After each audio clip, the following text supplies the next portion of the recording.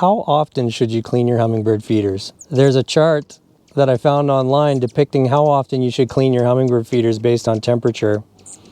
My opinion differs a little bit from this chart, as the lower temperatures recommend that you could clean your feeders once every 5 to 7 days.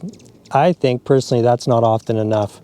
No matter the temperature, how cool it gets, I think cleaning your feeders once every 3 days should be about the minimum. And as temperatures rise, we clean them more often. Where we're at here in the middle of summer, we're cleaning these feeders once a day to once every 2 days minimum if they're in the shade. Here's a pro tip that will encourage you to clean your feeders even more often.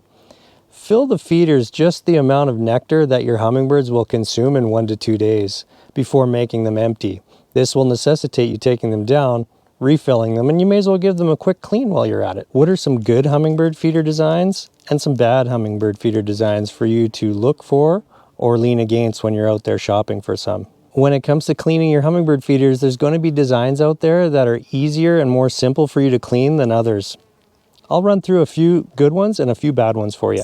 The good hummingbird feeders that are easy and simple to clean are the ones with the wide mouths. The ones that come apart really easily and that don't have a whole lot of detachable, ornate, or designer pieces to them.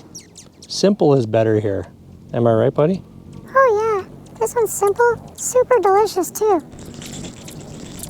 My name's Raphael,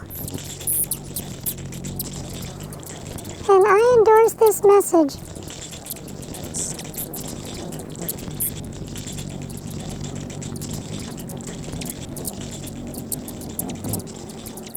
Thank you, Sugar Daddy.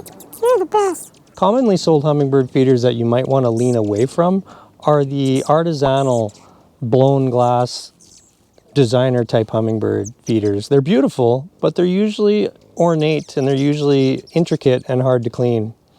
Another style that might be a little bit tough to clean and access all the spots you need to scrub are the bottle style feeders that have a very narrow opening at the top.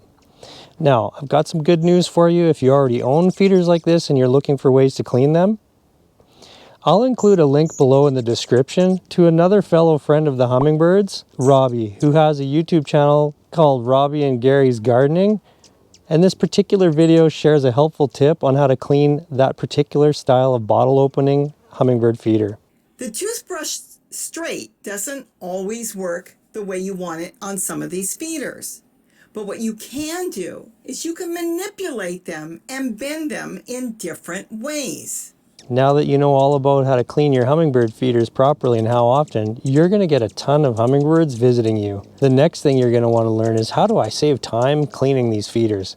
Well, I'm going to share with you exactly how to do that in this next video.